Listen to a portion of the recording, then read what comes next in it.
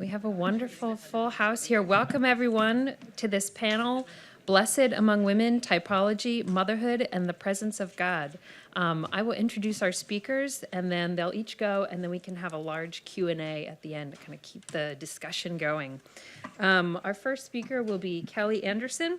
Kelly Anderson is an associate professor at the Major Seminary of St. Charles Borromeo Seminary, chair of the Department of Sacred Scripture, and a member of the Board of Trustees. She translated a book from Italian, Perché io sono mite e umile di cuore, authored James 1st, 2nd, and 3rd John for the Catholic Commentary on Sacred Scripture series, and participated in the revised translation project of the New Testament for the USCCB.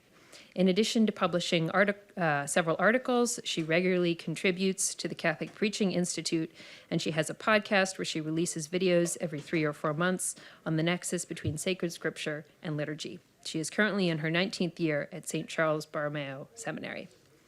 Leah Libresco-Sargent is the author of 3 books, most recently The Dignity of Dependence with the University of Notre Dame Press, on sale down the hallway, so you can go check it out. I think she said she would sign it. She runs the Substack community Other Feminisms, which is focusing on how to advocate for women as women in a world that sees us as defective men. She works in family policy in Washington, D.C. And finally, we have Abby Jorgensen. Abby Jorgensen is an assistant professor of sociology with a secondary appointment in healthcare ethics at St. Louis University. She is also a bereavement doula, the director of Haven Bereavement Doulas, and the author of A Catholic Guide to Miscarriage, Stillbirth, and Infant Loss from Ave Maria Press.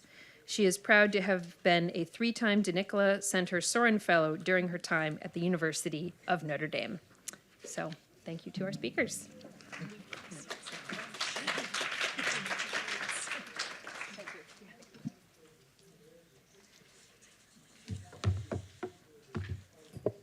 Good morning, and thank you so much for coming. In this talk, I want to explore what I call a different path, or maybe a third path for young women. And I think today's modern women are often pulled between 2 poles.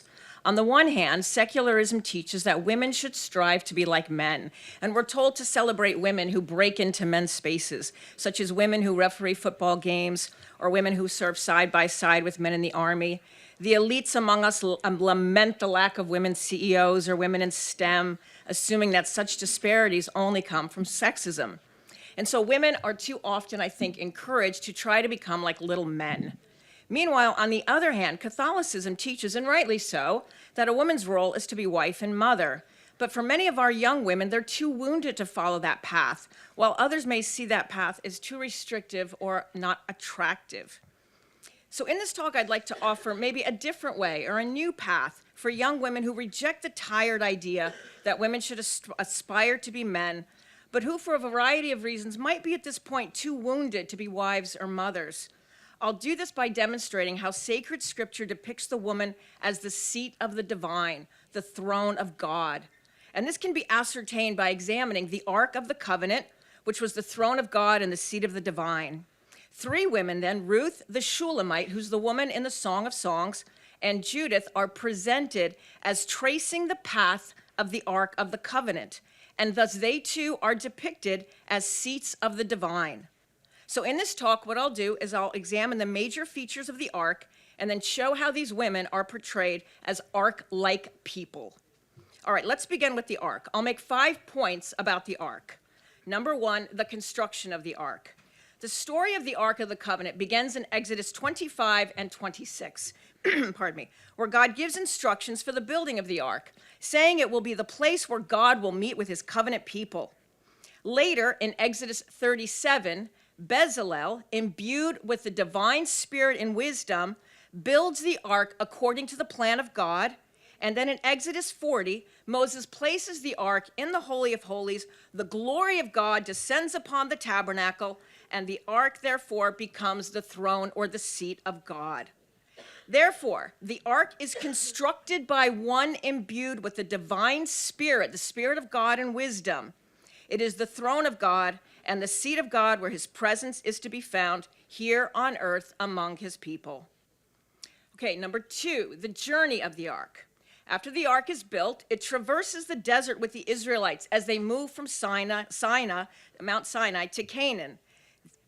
The ark goes before them, leading the way.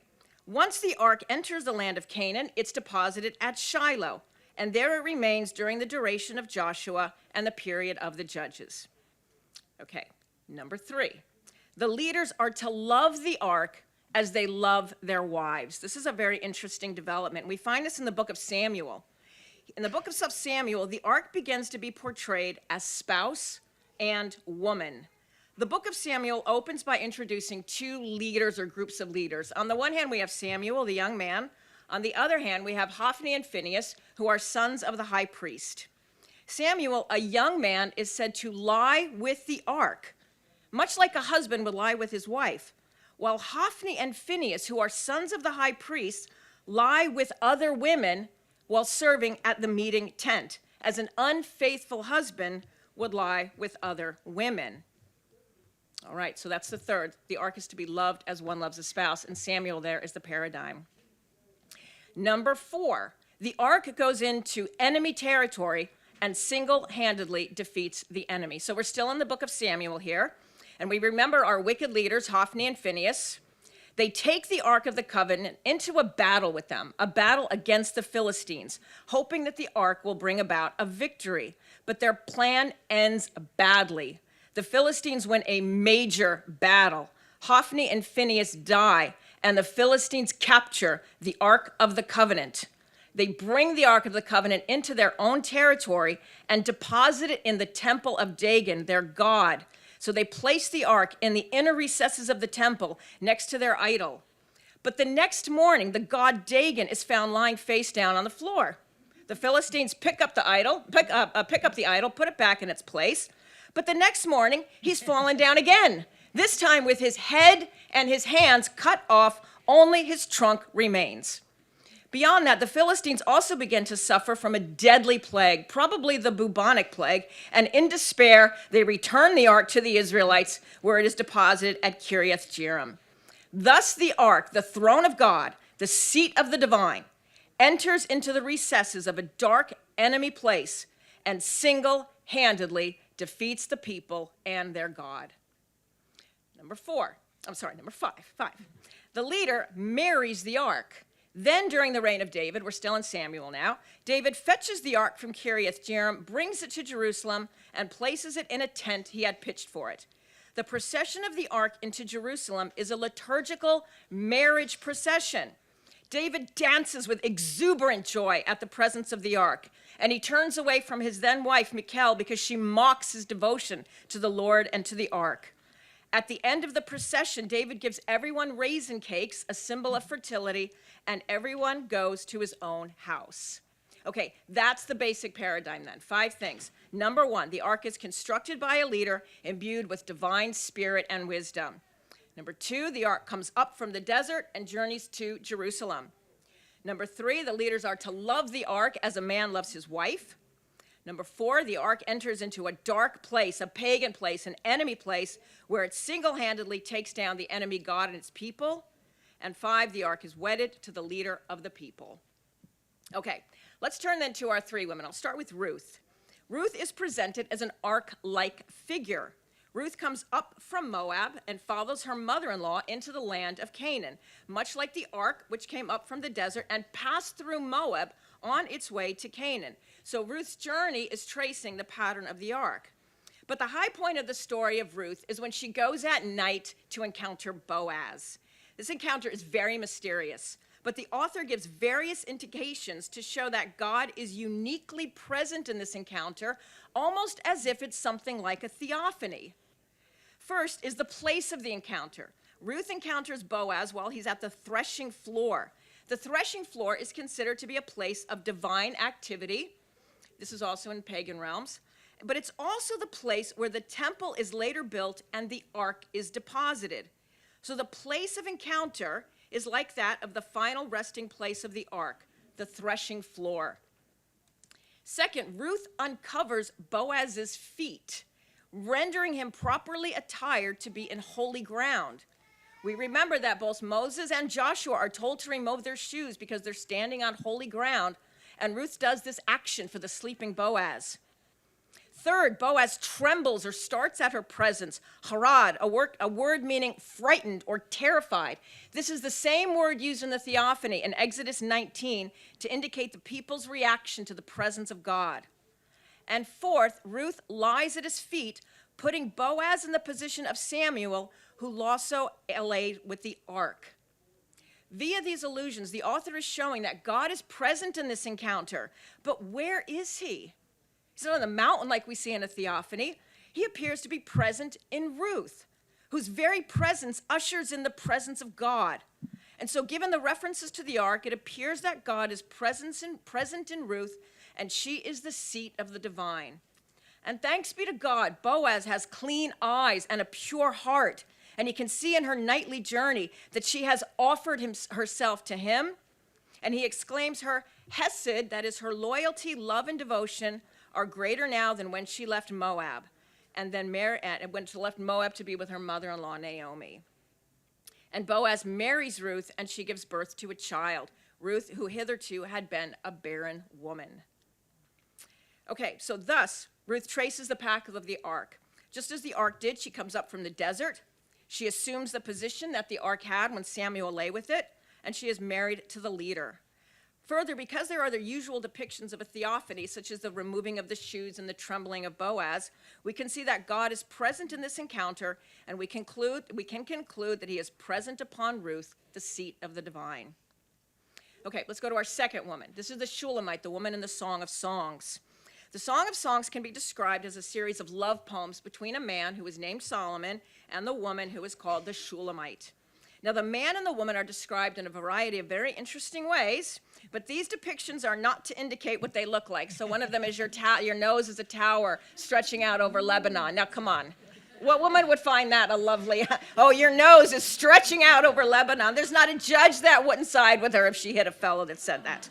All right, so these indications are not to indicate what they look like, but rather they are to reveal the essence of their being, what it means to be a man and what it means to be a woman. I'll start with the man just because it's a little easier. The man called Solomon is the wisest of men. He's compared to the temple. He's presented as a God man. He's described as radiant, that is light. God himself is light. He's often compared to gold, which indicates a heavenly origin. And his appearance is like that of Lebanon cedars, which were used in the construction of the temple. He is said to tread the mountains, something only God can do. And his head is wet with dew. I'm not kidding. I've read in commentaries that means he's stinky and sweaty. No, it does not. No, it does not. His head is wet with dew, meaning he's anointed by the heavenly waters.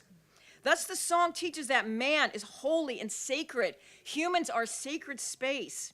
The woman likewise is sacred, but the song is her story, and the song begins with the woman declaring herself black and beautiful. This is not a racial designation, but the recognition that she's beautiful, but she is in need of becoming the fullness of what it means to be sacred and holy. Unlike the woman, the man undergoes no growth. He's already presented as a complete man. The song is her story. It's the story of the woman. And we see her growth and her development as she becomes sacred ground, holy realm. And the growth will take place during 2 searches or journeys into the night. Those take place in chapters 3 and 5, but I'll only look at one because of time, and that's chapter 3. We hear her say this, "On my bed at night I sought him whom my heart loves. I sought him, but I did not find him. Let me rise then and go about the city, through the streets and the squares. Let me seek him whom my soul loves. I sought him, but I did not find him. The watchmen found me as they made their rounds in the city. Him whom my soul loves, have you seen him?" Now, following this search is one of the most enigmatic poems in the Song of Songs. It's basically a description of a wedding, all right? But it's a description, actually, of Solomon constructing what is a litter or a palanquin, which is a box, covered box, and people would get in it, and then you would carry it on poles. So a litter or a palanquin, which then moves from the desert to Jerusalem, where Solomon weds it. But the poem presents this palanquin as being more than just a box. The details used to describe the box are details that are used to describe the ark, the tabernacle temple, and also a woman. So the woman / ark / palanquin temple are all merged into one entity. And Solomon constructs this entity. So Solomon, the wisest of men, who was like the temple of God, creates something of an icon of himself. The woman, ark, tabernacle, temple, he brings it up from the desert, and then he marries it. So we can see how the Shulamite is somewhat like the ark. She's constructed by Solomon, the wisest men. It comes up from the desert, and thus it is wedded to Solomon. But by merging the description of the woman with the ark and tabernacle, the poem describes the woman as sacred space, holy ground. And that development is possible because the woman was willing to go into the night, into the darkness, and search for her beloved. Finally, our last one, Judith. You still with me? One more. All right, Judith. The book of Judith recounts a cosmic eschatological battle where Nebuchadnezzar, portrayed as the king of evil, the god of evil, sends his general Holofernes out to conquer the world. And Holofernes blazes across the world, conquering every people and place, commanding they worship his god, Nebuchadnezzar, as he goes.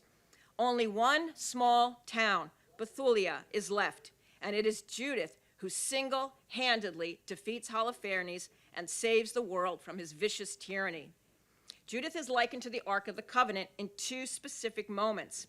First, in a very dramatic scene, Ruth enters the inner recesses of Holofernes' tent all alone and cuts off his head. The tent of Holofernes is constructed similarly to a tabernacle. So there's the camp, the outer area, and then the most inner room where his bed is.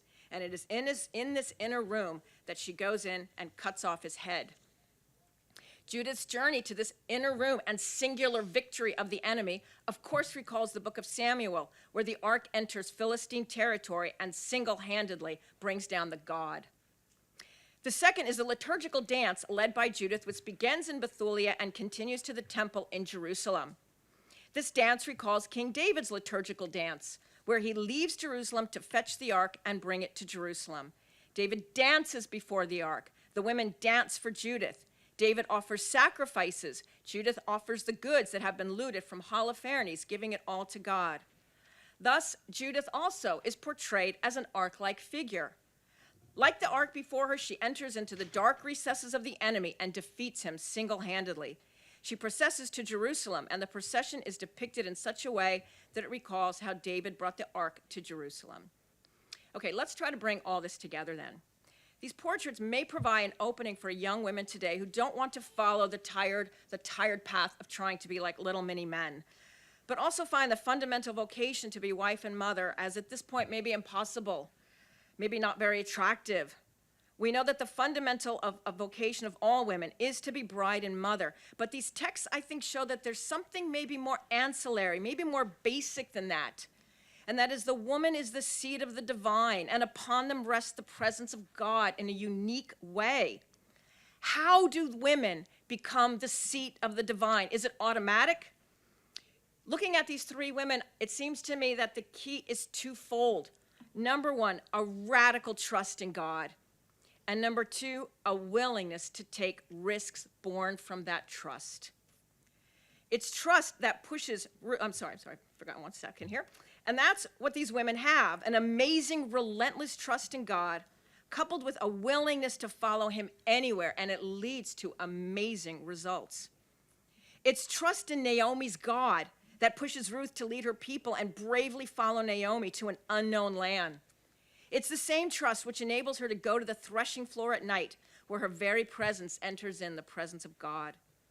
It's trust that prompts the Shulamite to go into deep darkness, face the risks, and be vulnerable, be willing to be hurt. But after this journey to the deep darkness, she's constructed by Solomon, a man imbued with divine wisdom, rendered beautiful, and then married. And finally, Judith, the epitome of trust. I still can't read Judith without breaking out into a cold sweat as she's entering into the tent there. She enters the camp of Holofernes, single-handedly destroying the cosmic enemy with divine power and authority. She then leads the liturgy to Jerusalem, likened to David's marital procession. And so maybe we can inculcate in our young woman the fact that they are meant to be seats of the divine, the throne of God, a place where God dwells. And if women can achieve that, we can become people who single-handedly take down the enemies in our family and our community. If we can point them to that, maybe they can begin an amazing journey like these great women of the Old Testament. All right, thank you for your time and attention.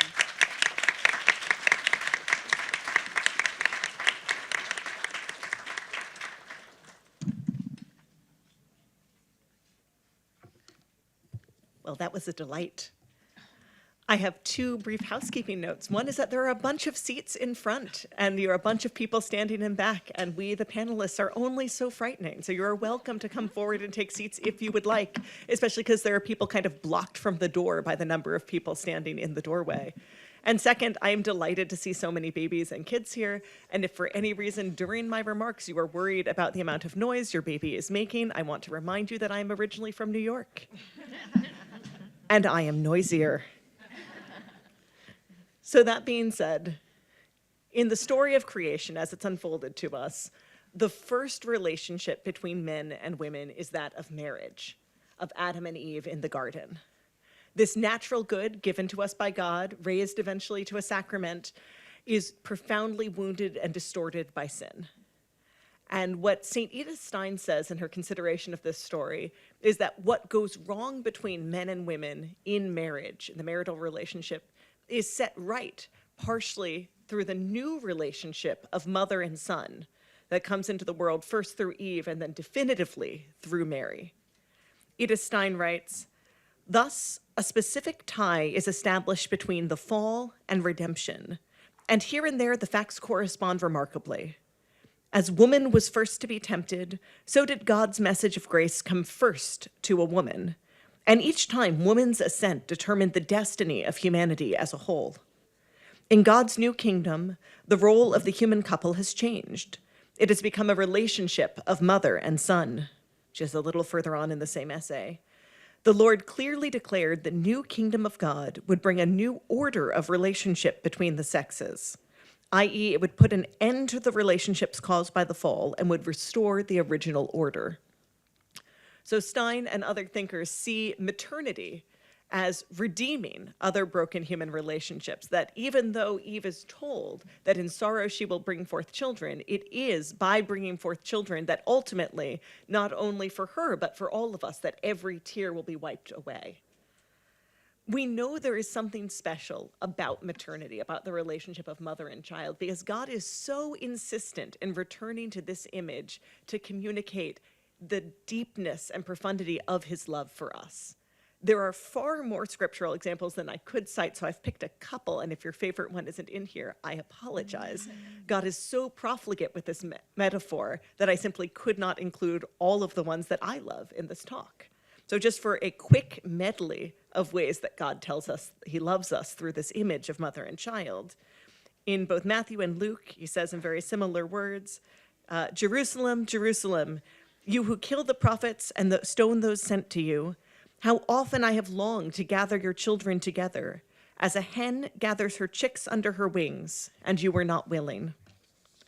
In Hosea, I love this one, "It was I who taught Ephraim to walk, taking them by the arms, but they did not realize it was I who healed them. I led them with cords of human kindness, with ties of love. To them I was like one who lifts a little child to the cheek, and I bent down to feed them." I love particularly there that image of, in the same way we have little push walkers using a cord to help a child walk, an image that's so familiar to everyone watching a child take unsteady steps, but trusting that you are worth walking to and worth falling down on the way. In Isaiah, "For the Lord comforts his people and will have compassion on his afflicted ones. But Zion said, 'The Lord has forsaken me, the Lord has forsaken me.' Can a mother forget the baby at her breast and have no compassion on the child she has borne? Though she may forget, I will not forget you." And finally, for the moment, in Psalm 131, and this is almost the whole of the psalm, "But I have calmed and quieted myself. I am like a weaned child with its mother. Like a weaned child, I am content. Israel, put your hope in the Lord, both now and forevermore." So this natural relationship, that somehow we are told by St. Edith Stein is allowing us to achieve the restoration of our original distorted and wounded relationships is a language God reaches for again and again without ever compromising his identity as Father. And I think what's important to notice is, although this is a powerful word to women, and despite the sex ratio in this room, these metaphors are not here only for women or only for mothers. God is communicating something to all of us when he speaks to us in this way. And throughout the range of history and art, you can see an attachment by church fathers, by mystics, by artists, to this image of maternity as an image that is open to men and to women, open to actual mothers and to consecrated religious, because God has opened the door so very wide. And here I will only pick one example of the way this is shown in art, though Caroline Walker Bynum is the reason I've seen a lot of these examples, and I'm pulling this from her research.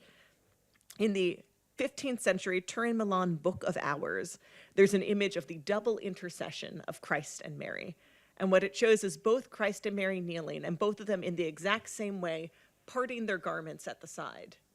Mary to reveal her breast full of milk, and Christ to reveal the wound in his side, both of them ready to feed the person who comes to them asking to be succored. And there's a repeated analogy, both in art and in prayer, between Mary's nursing, and then therefore any woman's nursing, and Christ's gift of blood and water through his wound, where both feed us through the gift of their body, through an opening in their side, urging us to run forward to this life-giving milk, blood, or water. And this isn't so surprising because the church has always had a relatively spacious approach to these metaphors. I think you can go back to the marital story and look at the way that Christ and his relationship, his nuptial relationship with the church, both says something individually to each bride and groom who present themselves for marriage, that every man is encouraged to find himself in Christ, every wife in the church. And yet, because they are both, bride and groom, members of the church, the man is also invited into the nuptial relationship of the bride when he presents himself for marriage. There's this duality because God opens this door of nuptiality, of maternity to all of us. And we see this in the language he uses. And so what does this call to maternity look like outside of the literal relationship of maternity? I'm going to pick one of my favorites, though again, there are multiple saints and mystics who offer this urgent call to maternity to both men and women. I'm going to pick St. Augustine because he's my confirmation saint. He says in a sermon, "Now having said all of you are brothers of Christ, shall I not dare to call you his mother? Much less would I dare deny his own words. Tell me, how Mary became the mother of Christ if it was not by giving birth to the members of Christ? You, to whom I am speaking, are the members of Christ. Of whom were you born? Of Mother Church, I hear the reply of your hearts. You became sons of this mother at your baptism. You came to birth then as members of Christ. Now you in your turn must draw to the font of baptism as many as you possibly can. You became sons when you were born there yourselves. And now, by bringing others to birth in the same way, you have it in your power to become the mothers of Christ." St. Edith Stein notes, drawing on some similar language and similar analogies from other thinkers, that it is in fact Mary's maternity and the possibility of spiritual maternity that allows there to be the vocation of consecrated religious, a way of fully embodying her fiat without the physical experience of maternity, in the same way that St. Augustine is happy to boldly call men to come forward to become mothers by bringing their friends to baptism. The mother-child dyad is so powerful because I believe it is our first and strongest example of what it means to be loved without regard to one's merit, to be loved for being, not for what you can do for your mother, to be loved even though you are weaker than the person who loves you, and even though you cannot recompense the love you are offered in kind. Yes, you can love your mother, show filial duty your whole life. You can care for her in her old age, but you will never gestate your mother.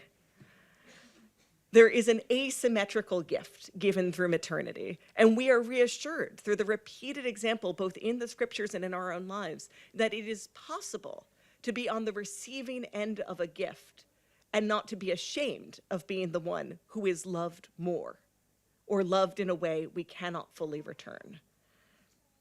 I think we need this example so strongly, and God returns to it so often, because without the example of maternity, the lived example of maternity, it is hard to know how to be loved by God without being ashamed of being loved. In so many of our other human relationships, there's a striving for equality, or the ability to say, we owe nothing to each other. You have given me something, but I have returned it in kind. There's a wonderful example from the anthropologist and somewhat economist David Graeber of just the incredible insult in certain barter communities of being given something, let's say 2 chickens, and then returning 2 chickens. That to return a gift exactly in kind says to the person who gave it to you, we are even now. We can walk away from each other as strangers. There's nothing left owing between us. And the polite thing to do is to pay back slightly unevenly or in different kind. You have given me 2 chickens, I have brought you milk. Which of us is ahead in this relationship? Who cares? We will continue to live in relationship with each other.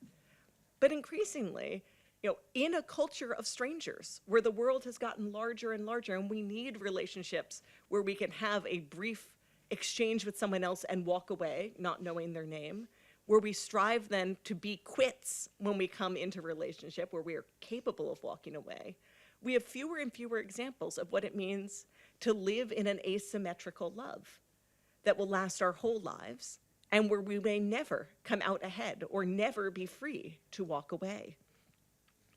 We depend on God utterly and never, ever outgrow him. And it is very rare in our culture to see relationships like that treated with honor and respect rather than contempt and shame.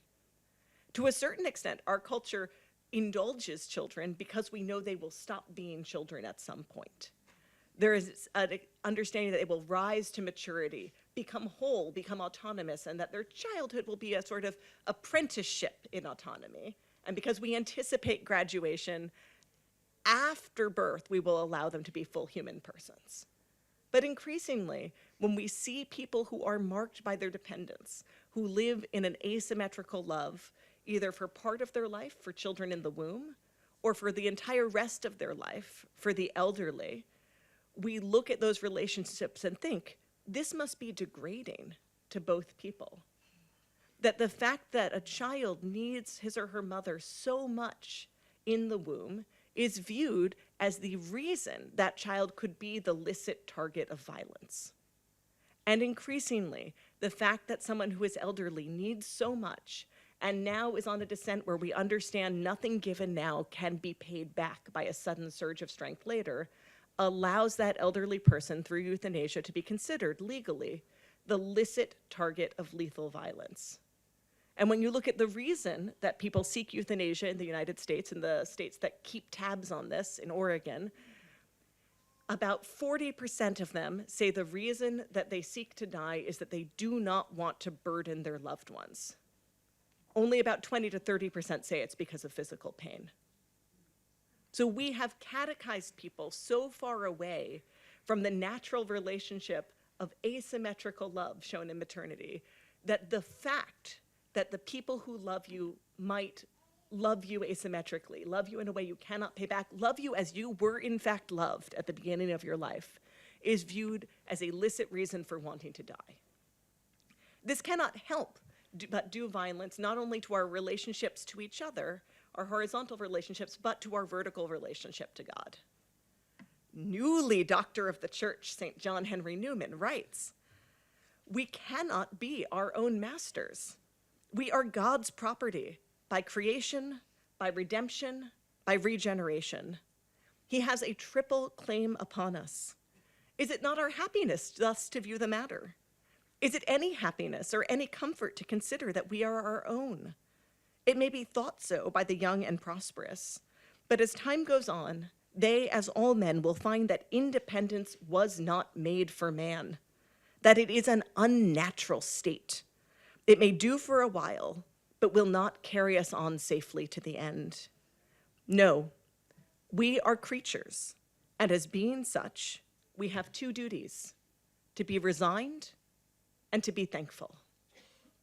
But I believe in our culture today, people who are marked visibly by dependence, we all are marked by dependence, Newman tells us, in our relationship to God, but people whose dependence is undeniable feel two rival duties: not to be resigned and to be thankful, but to be resentful and to be secretive. That people's particular abject needs mark them out as different from the rest of the human family, as vulnerable to illicit state violence, and therefore both the extremes of human need, of disability, of pregnancy, are ones we're tempted to try and make entirely private and secret. And even little kind of wobbles in an otherwise autonomous appearing life tempt us to make those secret, or at least to resolve them with the paid help of strangers, where we can part without relationship, rather than letting our weakness be the, to borrow from last night, the flying buttress to our love for each other. Maternity is a strange example because it is both a universal experience, whether or not any of you have children, and for all the men here who definitely will not have children in this way, every single person has an experience of maternity by virtue of being a baby, and therefore was carried, well, unknown to your mother in your full personality, unknown in your gifts, your abilities, and loved simply for the fact of being. So in some sense, this is the most universal experience, the one where as you approach an individual person you can trust you have in common. And yet, because of the way babies remember, although it may be in our bones who we were and that we were loved, none of us have distinct memories of being loved in this way, without regard for our merit, purely for being loved in the way that God loves us even more perfectly. And so we rely on the examples of the mothers and babies who follow us to recollect us to ourselves, that we get to peek in the back where there are multiple babies, not all of whom I have summoned here specifically as visual aids in lieu of PowerPoints, and to peer at them now, turning around, staring at all of the mothers, to think, I was held and loved in exactly this way. And in a culture where marriage is becoming rarer, where childbearing is delayed, we have fewer signs of our hope for all of us. Whether or not we ourselves will go on to have children, all of us need to be recollected to what it means, what it meant that we were loved, specifically us as a baby, in this way. So I think it is our task in a wounded world to put forward this sign of good news very plainly and blatantly, that our relationships of dependence are natural to us, that none of us ever get away with being an autonomous human being. None of us will ever pay back all the loves we receive. No matter what we do for our earthly parents, we cannot fully recompense our heavenly Father. And that this is, in fact, good news. I want to close with one last citation from Scripture, which I think does a beautiful job, including responding to Kelly's speech, of just how we are called in these images of maternity, offered this universal call for men and for women for both courage and tenderness when we listen to the Lord and imitate him here in Isaiah. The Lord will march out like a champion. Like a warrior, he will stir up his zeal. With a shout, he will raise the battle cry and will triumph over his enemies. And then immediately following in the next verse, for a long time I have kept silent. I have been quiet and held myself back. But now, like a woman in childbirth, I cry out, I gasp and pant. The world desperately needs what is hidden in the hearts of all of us, what we have already received and what we have a duty to pass on with joy. Thank you.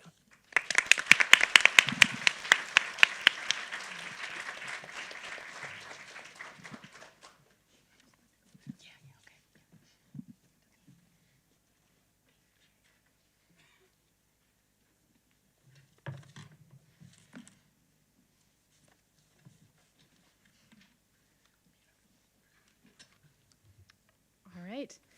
Thank you, everyone, for being here. Thank you especially to all the people with little ones in the back. And thank you, Kelly, for setting me up so nicely with your work on typology, and Leah for talking about themes of maternity. That makes my job really easy. So today I'm going to talk about woundability, blood, water, and the image of God. In the very beginning, God opens up God's self to a relationship that can be wounded. By offering us free will and giving us the choice to choose not him, he opened himself up for us to hurt him, our relationship with him, in some small way. This begins at the Garden of Eden. It's repeated throughout salvation history. It's repeated, I know, in my everyday and perhaps in yours as well. But the problem here is that humanity consistently chooses that which is not God, that which is just me. I can have the power. I can have the independence. And our cultural values are so emphatic that we should be free of reliance on anyone else, each other or God, so much so that we've effectively obscured some beautiful and common reminders of the value of woundability that we see, especially in the female body. So when I'm talking about woundability, what I mean is the capacity to be wounded by someone else, whether that's a choice or it is forced upon someone or simply an aspect of their nature.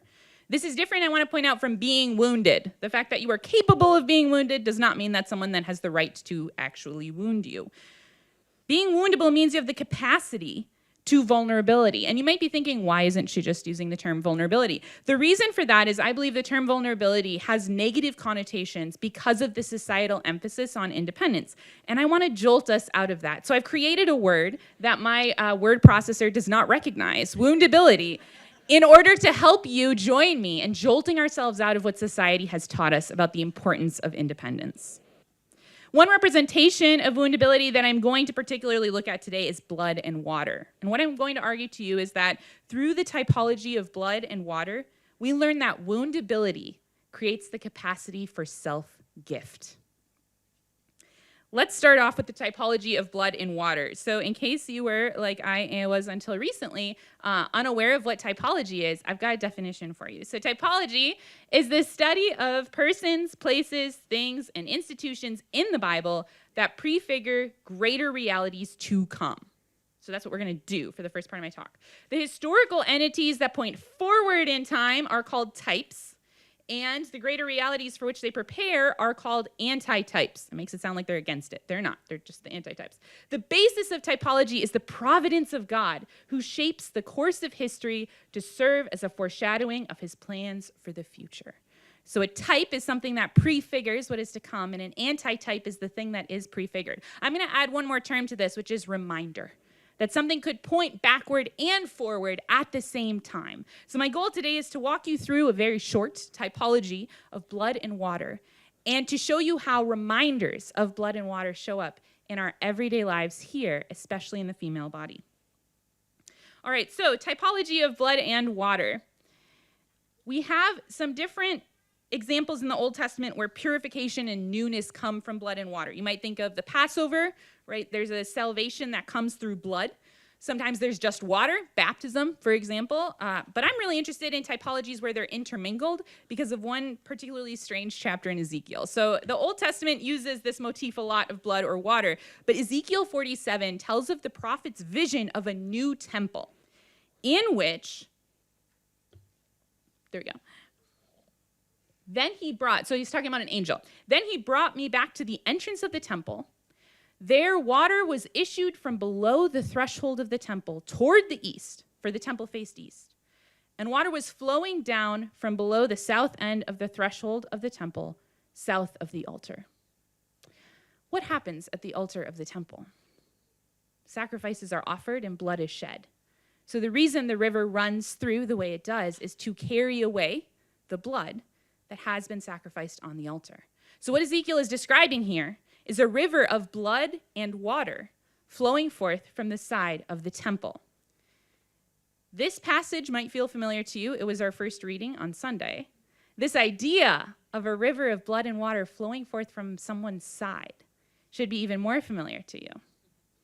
The crucifixion, of course, is the antitype of what this type points to. In John 19:34, the gospel writer describes that one of the soldiers pierced his side with a spear, and at once blood and water came out. So this idea of blood and water flowing forth from the temple is manifested here in Jesus as the antitype of the temple, pouring forth blood and water for us in the ultimate act of self-gift. And just in case you think I'm taking this out of context, John wrote about it again later and emphasized, this is he who came by water and blood, Jesus Christ, not with water only, but with water and the blood. The giving of blood and water does not come easily. It comes at a cost. And at this point, Christ is dead. One would think he had given all there was to give. And yet, when his side was pierced, blood and water spilled forth as yet another act of self-gift. I also want to point out that this blood and water flowing forth makes woundability visible. It shows us how Christ opened himself up to this kind of hurt. And that is not a weakness to be hidden. I remind you that Jesus kept the wounds of his crucifixion on his glorified body. So woundability is not only an ultimate act of self-gift from Christ, it's also something that he seems rather proud of to carry with him forward. There are other examples in the New Testament where blood and water pour forth that might be a little bit more intuitive than that coming forth from a dead body. So another example would be the agony in the garden, where Jesus sweats drops of blood. Sweat, which is usually more like water, is suddenly manifested as drops of blood. And his woundability is on full display here. He asks, let this cup pass from me, but not my will, but thine be done. He's deliberately opening himself up to be wounded, knowing the risk of pain that is involved. And blood and water once again pour forth. His friends are not being supportive. They're sleeping off in a corner. He's alone in this, and yet there's a beauty of his perfect agreeance with the Father's will. This self-gift is manifested once again through blood and water. So what about our current context? I focused on the main biblical examples that I wanted to bring up. I have a bunch more I can share with you later if you have any questions about those. But what do we see in this today? How can we be reminded of this? Maybe by paintings or sculptures, such as the ones that I've shown you. But let's look at what's around us right here today in terms of woundability, blood and water, self-gift. Some of you are grinning because you know where I'm going with this, right? It's childbirth. It's the moment where a little one springs forth from someone's side and blood and water gush forth in the ultimate act of self-gift. Blood and water are both present in childbirth, so I'm going to put on my birth worker hat for a moment and explain to you how this works. Someone once asked me in a discussion on in utero baptism at this very conference where the water would come from for a baptism if we were to have in utero baptism, and I had to clarify that when someone says their water broke, they really mean it. Like, there is actual water in the uterus. It also has hormones and different cells and things like that, but it is water. It's called amniotic fluid, and it starts generating around week 6 of pregnancy, and it's there for the little one to keep them warm and to keep them safe throughout the entire pregnancy. Until, of course, the end of pregnancy, where it usually breaks. Every once in a while it doesn't. It's called an end-call birth. It's beautiful. Google it if you're interested. Okay, so we have water, right? Clearly we have water. Now, what about the question of blood? So sometimes people do not realize how bloody birth really is. I'm willing to bet I've been to more births than many of us in this room. And I can assure you that there is often blood involved, even when things are healthy. So the reason for this is that this amazing organ, the placenta, detaches from the uterus and leaves a wound about the size of a dinner plate. Okay, and that's where blood from childbirth is naturally coming forth. So even in a healthy, wonderful, everything goes great birth, we still see a lot of blood. If you are squeamish, I'm going to encourage you to avert your eyes for a moment. Just look down, look behind you, leave the room, whatever you need to do. I'll yell real loud when it's ready for you to get back. So I'm going to show you a human placenta because I think too few people have thought about the theology of the placenta. And if anyone has suggestions about where I can write an essay about that, I have a lot of material. Okay, so the placenta, in addition to being my favorite body part, is also the first arts and crafts project a mom and a baby will ever do together. The placenta requires DNA from both parties to be created. It's the only organ that needs 2 people to make it. It's also the only organ that's intentionally disposable when we're done with it, which is fascinating. But I'm going to show you one now, okay? So if you're really don't look. I'm not going, I can do CPR on you, but I really don't want to. So don't, all right, ready? So here is a beautiful human placenta. This is a placenta from one of my clients who graciously allowed me to take pictures and share them in presentations like this to tell you about the blood and water that is involved in childbirth. So you see here the 2 different sides of the placenta. The one on the left is mom's side. So that's the side that was attached to the uterine lining. And on the one on the right is the baby side. So you see this tree of life is what it's often referred to, these different veins and arteries going toward the umbilical cord that you see there at the top.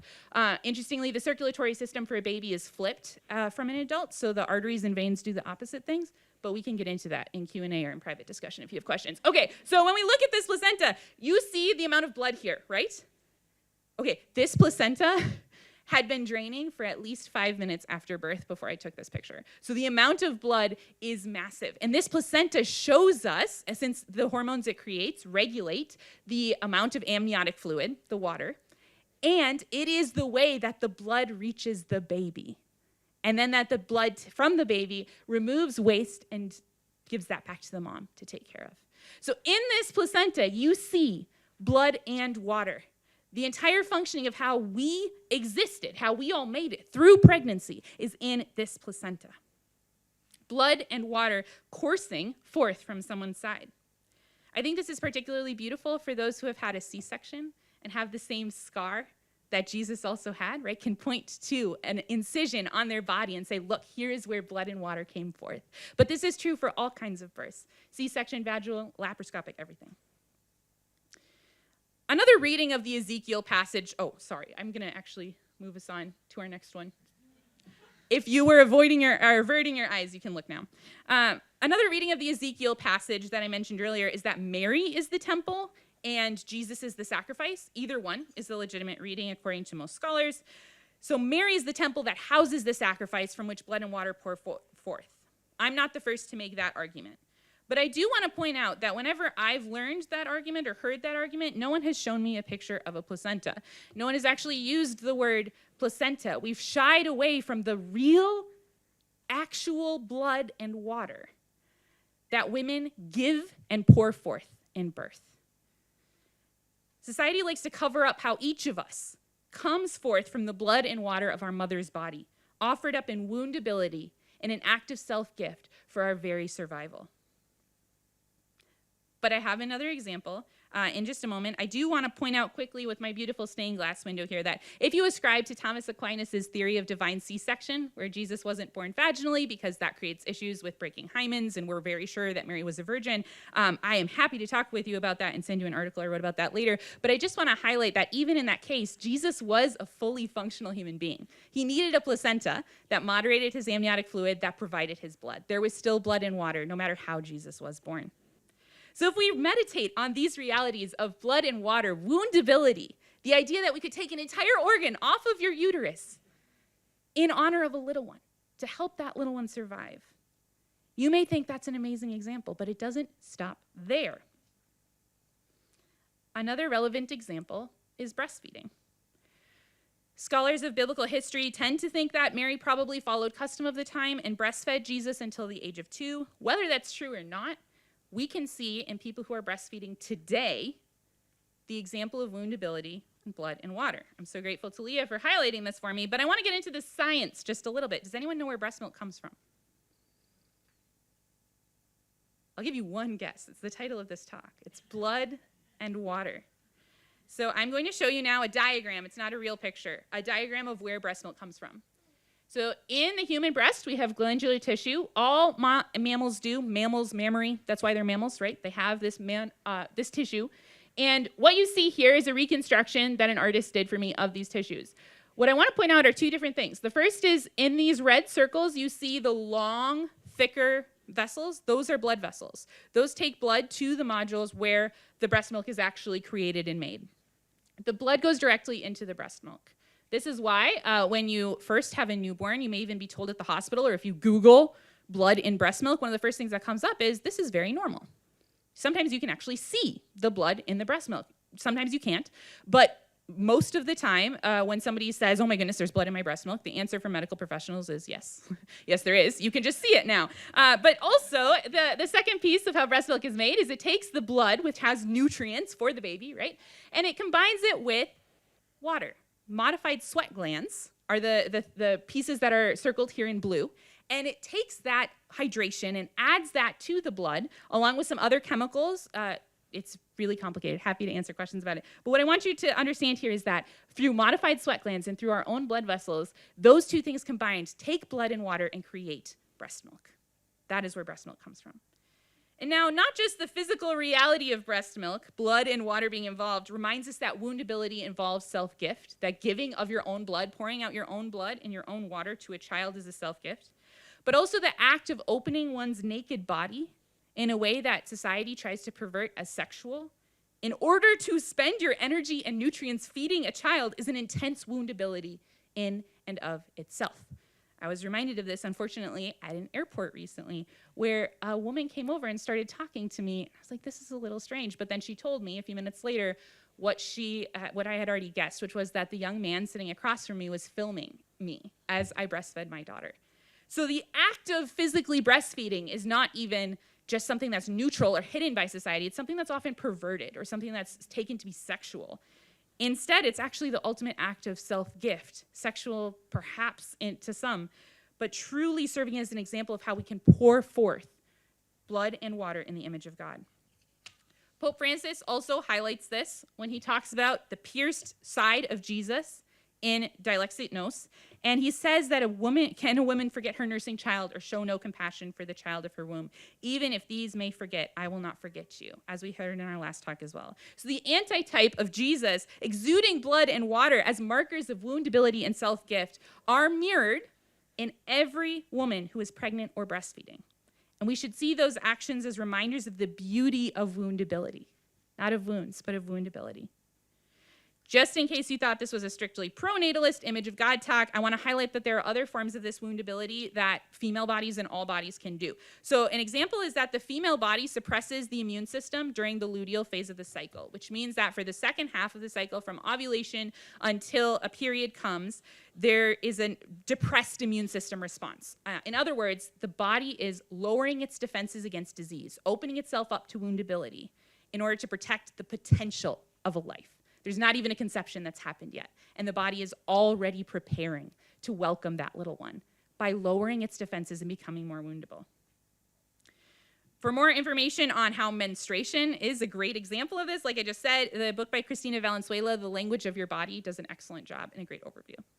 But more broadly, putting our body on the line for others opens us up to be wounded and invites us into vulnerability. People die for each other. That's the most totalizing example. But if you help a friend move, you may be injured in the process. You might donate blood despite the risk of infection or what I would consider the certainty of discomfort because you wish to give of yourself for the sake of another. This self-gift through blood and water can also take a more spiritual tone. As St. Augustine wrote in his book Confessions, through my mother's tears, the sacrifice of her heart's blood was offered to you day after day, talking about the impact that her prayers had on his conversion. So praying, bringing people to God through conversion is yet another way that blood, the sacrifice of her heart's blood, and water, his mother's tears, have brought people to Christ. Basically, the opposite of the cultural ideal of independence, never needing anyone, pulling ourselves up by our bootstraps, presumably ignoring the plight of our neighbor's same struggle. The opposite of that is this, that woundability is actually the reality that best reflects God. In a move which may not surprise you, society does not like this. We can all pray for someone's conversion, but only some of us would be able to cry for someone's conversion and have that be socially acceptable. Men are particularly disadvantaged by this. Men are in a position where tears being shed by a male is often seen as soft or girly, as if those synonyms for woundability are actually pejorative. Women's shedding of blood is often considered shameless or gross. Society perverts these acts. The number one cause of death for a woman between the day she conceives a baby and that baby's first birthday in the United States is domestic violence. This woundability is offered up, and sometimes wounds are the result. So we praise independence as though it's the core of who we are, but in reality, woundability is how we come into this world. Woundability is how we leave it, and woundability is how we give of ourselves in between. I leave you with 3 challenges and my contact information, in hopes that you pick one of these challenges and email me how it went, or create a similar challenge that better fits your own circumstance.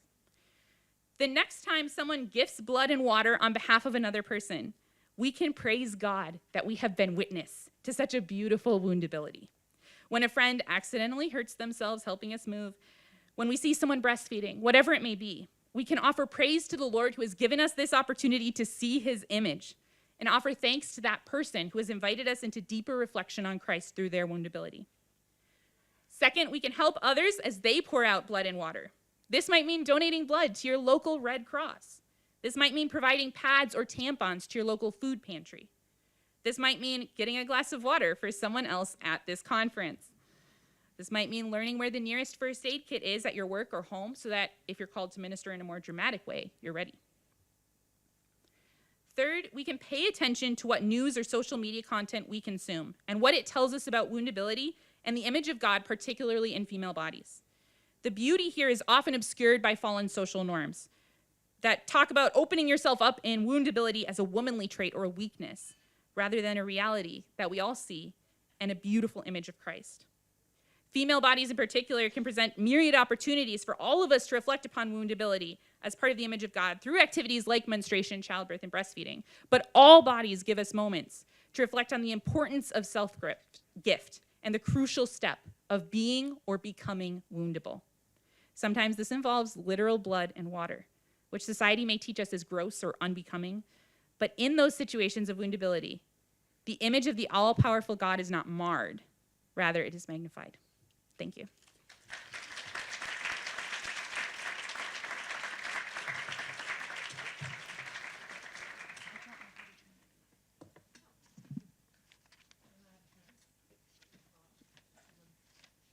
We can leave it up there as good reminders. Okay, great. Thank you all so much. I love that little image of that little baby reaching out like that. Yes. That's so dear. We have like 14 minutes for questions, and I just want to stand up here so I don't miss anyone. But yeah, anyone who would like to ask a question? Yeah. Thank you very, very much for all of your talk. It was very fast and very eye-opening. I was wondering if you could, any one of you could comment on in mothers who become mothers through adoption. So working with, I have 4 children who are adopted, and one of the things that we keep coming back to is that the mother whose body gave them all of those gifts chose not to keep them. And I'm the one who chose them, but my body can't do that. So how do we work with that specific aspect of maternity, motherhood, when in a way the way God created it was disrupted very, very early? How do we bring all of this into that kind of situation? I think there, to return to the language of types and anti-type, every adoptive parent, male or female, is a type of Joseph, right? Of someone who received a baby in circumstances that weren't fully understood by him as they unfolded, that felt like something going wrong at first, but became a great gift. So that's one of the places I would point. And I think the other kind of comfort is for both the birth mother, who had an incredibly intimate bodily relationship with their child, and the adoptive mother, who won't have that particular experience of maternity, that a life with a child includes an enormous amount of woundability, in Abby's words. So an adoptive mother won't necessarily have the experience of nursing or of labor pangs, but will have many of Monica's experiences of, you know, the tears of your heart, of seeing your child just fall down, leave aside sin, skin their knee, and that you rush forward wishing your body were sufficient to heal up every wound in theirs. That's a profoundly maternal experience that doesn't depend on giving birth.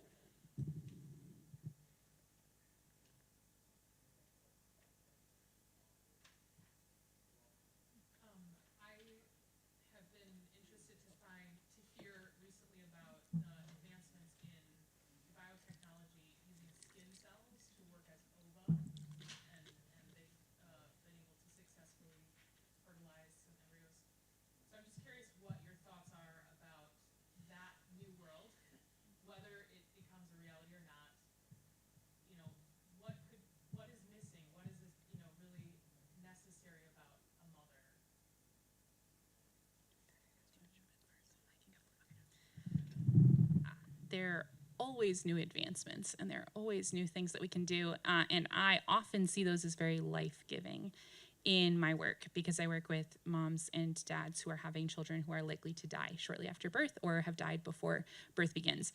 So I always approach questions of scientific advancement with some hope. And I think there can be that, of hope that this could save lives, hope that this could be used for beautiful and good purposes.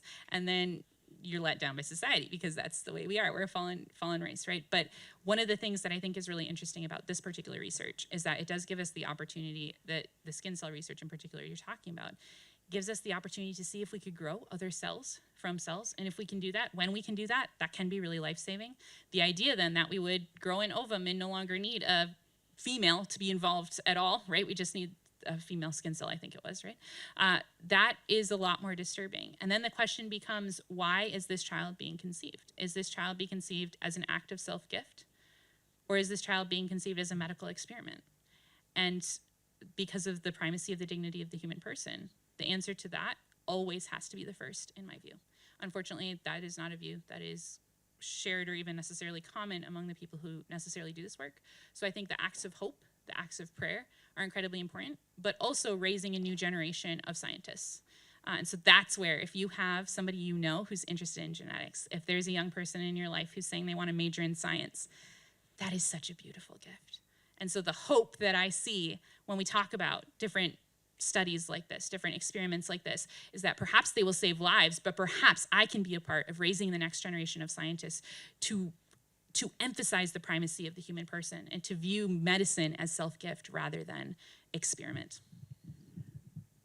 Part of the reason I describe the kind of feminist I am as someone who advocates as women for women in a world that sees us as defective men is I think part of the hunger for that kind of science is about seeing maternity and fertility as a problem for women insofar as it's not actively chosen.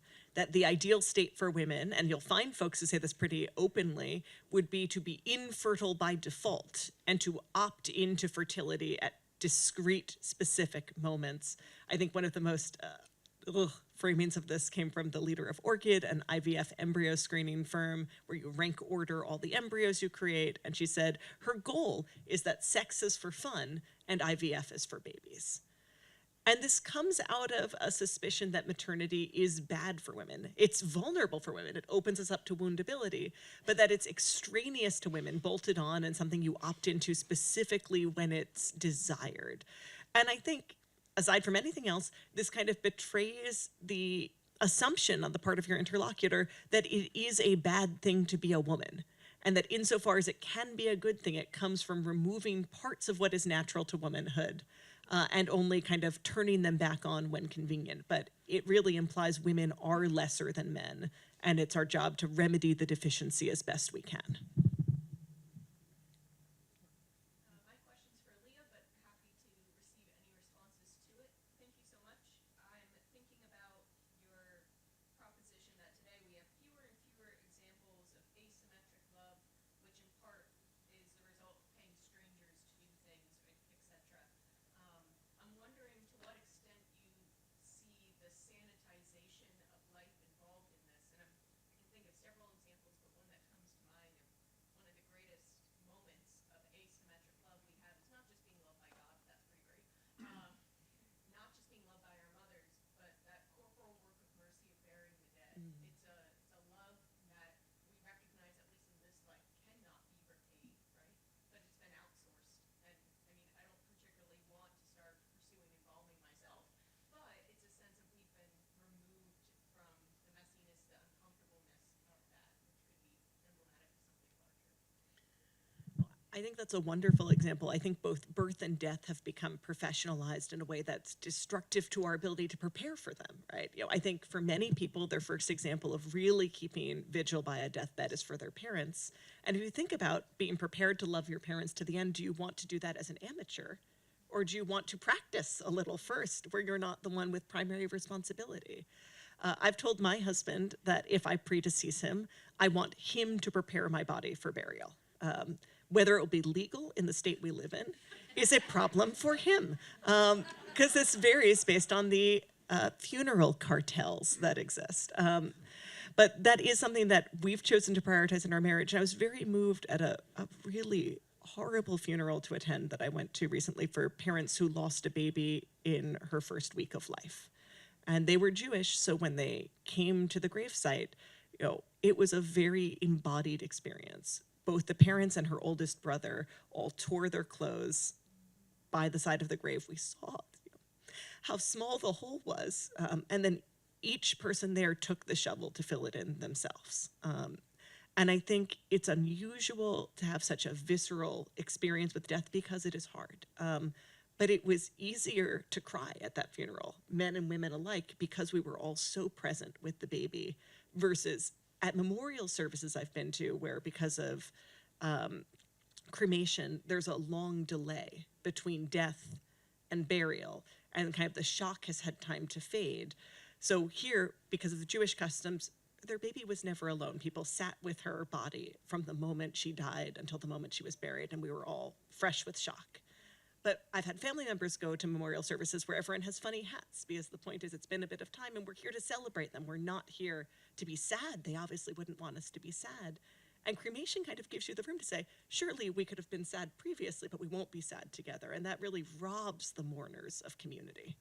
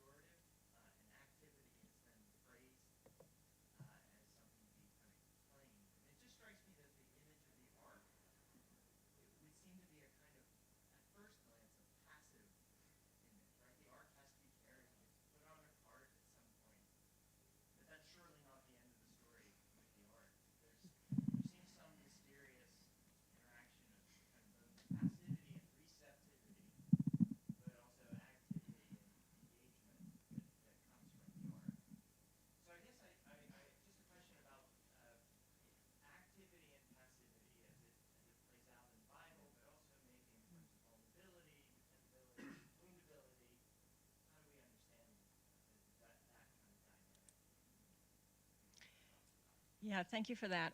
I think the great model is our Lord Jesus Christ, the second person of the Trinity, who receives everything from the Father. Right? He receives the nature, he receives his mission, the words he speaks are the words of the Father, the actions he does are the actions of the Father. But in no way does he consider that receptivity as a negative. He rejoices in it. And so we see in him utterly open to receiving what the Father gives. And then what he does is he takes everything the Father gives him and he gives it over to the disciples. He wants to pour himself out for his disciples the way the Father has poured himself out for him, but the disciples are unable to receive it. They fight back, they're closed, they want to do things their own way. And so what's supposed to be this beautiful relationship of gift and then giving, we have trouble with that. We have difficulty. So the ark can become all that it is, if you will, in as much as it is opened to receiving from God. And so I think it kind of goes back to what you were saying. We have a real hard time with that, a really difficult time. But these women that I tried to point out, I just kind of zoned in on trust. But that trust means that you have received, right? They have received a lot. And then they become powerful, almost crazy women. Who in their right mind would go into the camp of, so they're able to take these risks and be victorious because they have been so passive. So I like to talk about a passive, being passive is being active, right? Passively, actively receiving, if you will. Does that make sense? Yeah, okay, thank you, yeah. I'd love to approach that from the biological standpoint too, where we often equate passivity with receptivity, that to be receptive therefore means you are passive. And so the female reproductive system being receptive must therefore be passive. And nothing could be farther from the truth. Like the way that the female body intricately arranges through years of fertility to have the right amount of hormones, so many different hormones, emit at just the right time, so that just the right environment is prepared, so that just the right, everything is ready. It's incredibly active. And anyone who tells you otherwise is selling you something else, right? They're selling you this idea that women should just sit there, and that's what it is. The idea of receptivity as active is something we need to talk about. And passivity can take a lot of different definitions, but I just really want to emphasize that when we hear that definition, that receptive therefore means not doing anything, that's entirely false. Yeah, I'm not an athlete, as I think is obvious, but I think there's a fruitful metaphor in terms of what active receptivity looks like in just the ready position when you're fielding, which I remember vaguely from elementary school when I was last on a baseball field. That the status of being open to what is to come is not lying down inert. It is an awareness, a preparedness, a willingness to move. And I think we see that in the spiritual life, in that we have repeated prayers like the Rosary, where you are not, in some sense, doing something active. You are not wresting an insight away from God, but you are present with him and ready to receive through habit. And that if you look at kind of, I'll pick on him, like a paradigmatically active, non-receptive looking person whose life is still shaped by receptivity. I'm going to pick on Elon Musk, whose rockets I like a lot, and the rest I'm going to pass over in silence. Like, he's one of the most dynamic. I change everything around me. The world gets ordered to my liking. I build enormous heavy things and shove them up in the air. And his life and his ability to do that is shaped by receptivity to gift, to the created world, to the orderliness of the physics God has given us, without which he could not be active in response to that gift. And if every day he started with the morning offertory just saying thank you for the laws of physics, all of us would live a better life. Okay, we've reached our times, but thank you to our speakers.